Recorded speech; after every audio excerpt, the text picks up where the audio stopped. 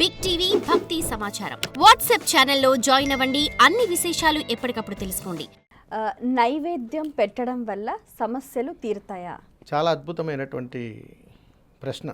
ఇది ఎన్నో సందర్భాల్లో మేము చెబుతుంటాం, కానీ ఒక్కొక్కరు ఒక్కొక్క విధంగా తెలియజేస్తుంటారు. ఒకటే గుర్తుపెట్టుకోండి, ధర్మం ఏదైనా కానీ సనాతన ధర్మాన్ని పాటించేటువంటి ధర్మసూత్రాలు ఒక్కొక్కరు ఒక్కొక్క విధంగా చెబుతారు. మనకు అవకాశాన్ని బట్టి, మన వెసులుబాటుని బట్టి ఆ ధర్మాన్ని స్వీకరించి మనకు అవకాశం ఉంటే పాటించగలిగే ప్రయత్నం చేయాలి. నైవేద్యం ఏం పెట్టాలి? నైవేద్యం ఏదైనా పెట్టచ్చు. ఇదే పెట్టాలి, ఇదే ఇవ్వాలి అని రూల్ లేదు.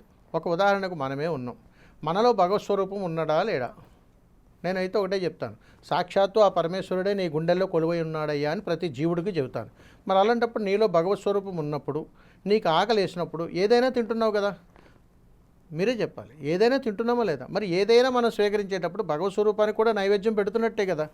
అంటే మనం బ్రతకాలి, భగవత్ స్వరూపాన్ని చూసుకోవాలి, లోపల భగవంతుడు ఉన్నందుకు మనకు సేవాభావం కలిగి ఉండాలి, భగవన్నామ స్మరణ పలికి ఉండాలి. అందుకని భగవంతుడికి పెట్టేటువంటి నైవేద్యాన్ని భగవన్నామ స్మరణ అని అంటారు. ఈ దేహానికి పెట్టేటువంటి నివేదన నైవేద్యము అని అంటారు.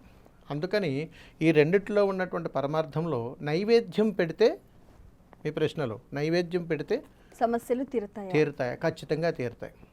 ఎందుకంటే నైవేద్యం ఎప్పుడూ కూడా అతిథికి ఎలాగైతే మనం పెడతామో అలాగే పెట్టాలి. మీ ఇంటికి అతిథి వచ్చాడు, మీరు రొటీన్గా ఎప్పుడు తినే విధంగా మీరు నైవేద్యం పెడతారా అతిథికి? మీరు తింటున్నటువంటి విధంగా పెట్టలేం. అంత ప్రత్యేకంతగా మన క్వాలిటీ చూపిస్తూ, మన విధానాలుగా మన తగ్గట్టుగా, తన తగ్గట్టుగా జాగ్రత్తలు తీసుకుంటూ అతిథికి ఎలాగైతే పెడతామో నైవేద్యం అనేటువంటిది కూడా అలానే పెట్టాలి.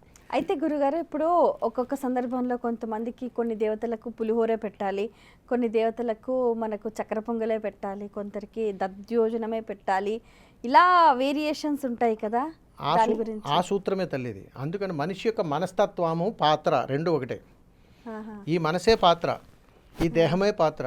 ఈ పాత్రలో ఎంతవరకే పడుతుందో, ఏదైతే పడుతుందో, ఏదైతే నేను రుచించగలుగుతానో, ఏదైతే నేను ఆస్వాదించగలుగుతానో, ఏదైతే నా భగవంతుడికి ఇష్టమైన భావం నాలో కలుగుతుందో ఆ పాత్ర నుంచి ఏదైతే వస్తుందో అదే పెడతాను.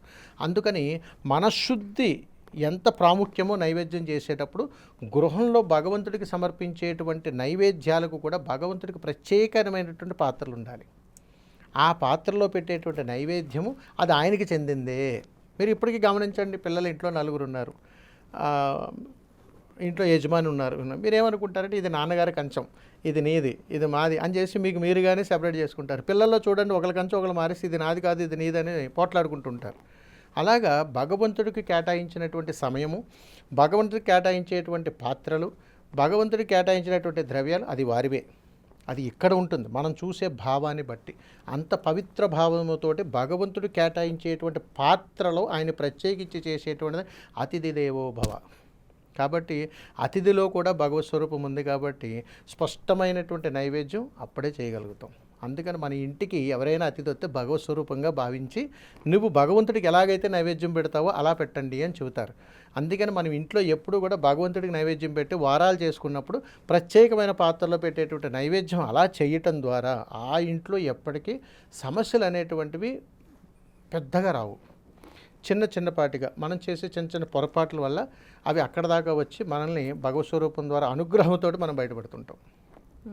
అది తల్లి. అందుకని ఎప్పుడు నైవేద్యాలు పెట్టేటప్పుడు ఎంత పెడుతున్నాను, ఎంతే పెడుతున్నాను, మా పిల్లలు ఇష్టం కాబట్టి ఇది వండాను అనే భావం రాకూడదు. మొత్తం నీదేనైనా నీకు నచ్చినట్టుగా చేయించుకో, తిరిగి ఆయన స్వీకరించాక మనకి ఇస్తాడు. అది తల్లి. For more videos like this, subscribe Big TV channel.